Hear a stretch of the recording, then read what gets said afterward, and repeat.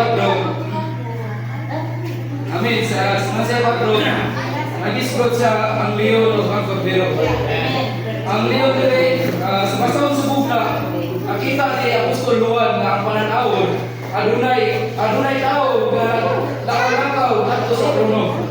Makita na ko na emphasize ni Apostol Juan na nakita niya na adunay leon o ang kordero.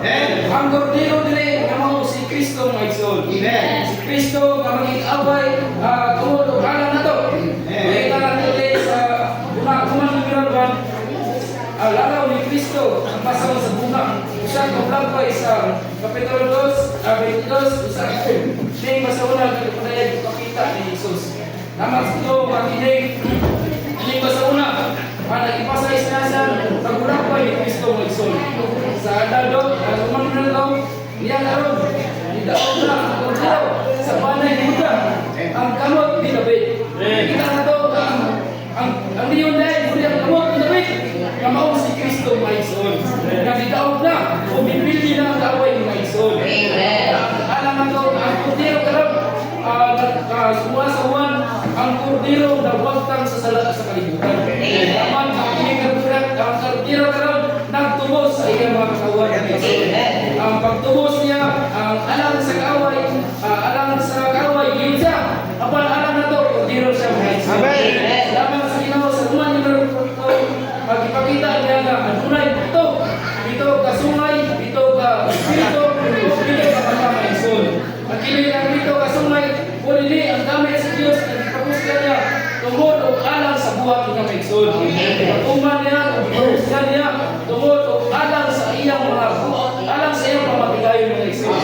Kaya ang mata karon nagtanaw sa tanang iglesia, bisan ang mga apan kining mata mga igsoon ang tukaw ni adaw-adaw nagkantaw ng igsoon. Kama sa Ginoo makinisab ang espiritu karon, muli ang espiritu magigusgan. Tungod ang iglesia na tawag man mga igsoon. Apan salamat sa Ginoo na bitaw ang espiritu karon mariyo o nagpalatay mga igsoon. Salamat sa Ginoo na kining espiritu uy buhat, uy magbiyaw diha sa iglesia mga igsoon. Salamat sa Ginoo na nahimo ng tako si Kristo nga maapoy sa basahon ng igsoon. Patay siya tumulong alam na to. Salamat sa Ginoo nga si Juan hilak siya kay bisan sa yuta o sa langit wala takos na mag-apoy ni basahon. Apan salamat nga adunay kordero. Alam na to mga igsoon. Pag-andam na mo apoy ni basahon. Isgod siya sa kining 22 ka basahon, 22 ka kapitulo. Nag-isgod siya sa mga simbolo ni Kristo ng igsoon. Kanyani, diha kang David, di pareha kang David. May tungod ng mga simbolo Kani, ipakita na naniya nga kining nga mga simbolo, mga hulag pwede iligtanan diha ni Kristo. Kaya ang basahon sa una, nag-isgod pa siya kalabot ni Kristo, kamoy simbolo sa iyang administrasyon diha sa iyang pamatigayon. So, ganang nalawon, kini nga Kristo muling hukuman sa iyang pamatigayon. Kaya ang Roman numero 2, nag-isgod siya nga nidaog na ang leon sa banay ni Juda ang gabot ni David. Kani versikulo 5, kapitulo 5, versikulo 5, nag-isgod siya nga kini nga leon sa banay ni David, o gabot ni David, mao ni si Kristo nga makig-away diha sa iyang interes. So, salamat nga kini nga Kristo kahibulungan o kini nga Kristo may tinos na basahon nag-isgod din sa mga bulagway ni Kristo mismo. Amen. Simbolo ni Kristo ang leon. Naglagway niya nga kusgan mag-aaway batong sa kaaway. Salamat nga ginanda dinhi nga si Kristo ang madaukol nga mo'y qualify nga mo open sa school mga igsoon. Kay siya man ang leon nga nagbatok sa kaaway. Nanatagdag nga siya lang ang ultimate overcomers, the fighting victorious leon. Nga leon. Kung ginanda sa Genesis 33 nga siya ang madaukol nga leon. Nanganidaog sa away mga igsoon. Din siya sad ang madaukol overcomers siya ang ultimate overcomers. Then ginan sa tadriba sa si nga nagtimaan ang gamot ni David na si Kristo ang ginikanan ni David. Kung sa ginganan siya ni David nga iyang ginikanan. Kita nato ba sa Mateo sa footnote nga ang Lord kaya niya nga siya ang Ginoo, inanay nga si Kristo ang Ginoo ni David. Sa iyang pagka-Diyos noon. Sa iyang pagka-Diyos no igsoon. Then siya ang mahimo sa siyang ginikanan ni David, si David ginikanan ni Ginoong Hesus tungod sa iyang pagkatao. Salamat nga kaninga liyon mga igsoon muni ang nagdala nato nga muli sa kanita makadaot ta sa away. Ginadali nga siya sad ang lamb or cordero. As the leon siya ang fighter against the enemy. As the lamb, he is the redeemer for us. He fought to redeem us. Ang ihalay pakikaway para matubos na mga igsoon. Kaya ang pagtubos, nidaog na sad siya. Kadihan natubos na mga igsoon, nidaog siya sa away. Kuni ang iyahang pag-accomplish sa redemption nato mga igsoon. Then kanina, sa iyang pagkikaway na mga igsoon, siya ang leon. Then sa pagtubos din nato, siya ang cordero. Kung he is the leon lang. Salamat na mahimo na nato siya, ako siya, kwaon na ingon nga leon cordero. Aron ta makadaog sa away mga igsoon. Cordero. Alam sa taway, leon siya, ang pigaway. Alam nato, cordero siya. Cordero ka nagtubos na ko. Leon nga, leon, cordero, sa bayan niyo na, bilaog na niya, upipilang yung taway. Kamo ang yawa niya, mga igsoon. Salamat sa Ginoo nga maunay pagtuman sa pamatigayon sa Diyos. Pamatigayon sa Diyos, pagpamit may sikinabuhi, hindi na to. Sister, may isang sa programa, dito isip siya nakita, nako, sa tumatula sa trono, Cordero, nagtindog, nga daw bago walang ipatay. Ngayon na ito, sumay yung pito ka mata. Amo ang ito, kay Espiritu sa Diyos, at ipadala sa timo kita. Kaya nakalikosunong na Kristo, nag-isog siya, mga si Kristo, isa sa Cordero Mason. Lunes na? Martes, Merkules. Kailan siya kang mapos na buwan, ingon na liyon. Lunes ba niya itong buwan? Nagpakita siya yung buwan, ingon na Cordero Mason. Okay ko sa atin.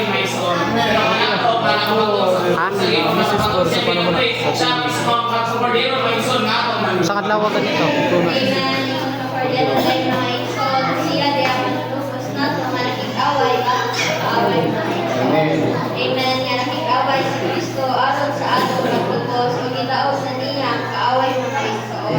Huwag nahuman ang atong kasusan. Amen. Lingkod si Kristo sa taong kamot sa Diyos, sa mga langit sa pagkayang niya. Hindi ko na rin sa Hebreano 1:3, nga maoy kasana sa iyang himaya, o dagway sa iyang pagkamao, o nagpupot o namabaga sa talagutang pinaagi sa pulong sa iyang kahong. Sa nakahimo na sa pagkunti sa mga sala, nilingkod sa tuong kamot sa halakdon sa kahitasan. Amen. Na ang kasanan sa himaya sa Diyos, isama yun sa pagsidlak sa kasulaw, sa kahayag sa adlaw.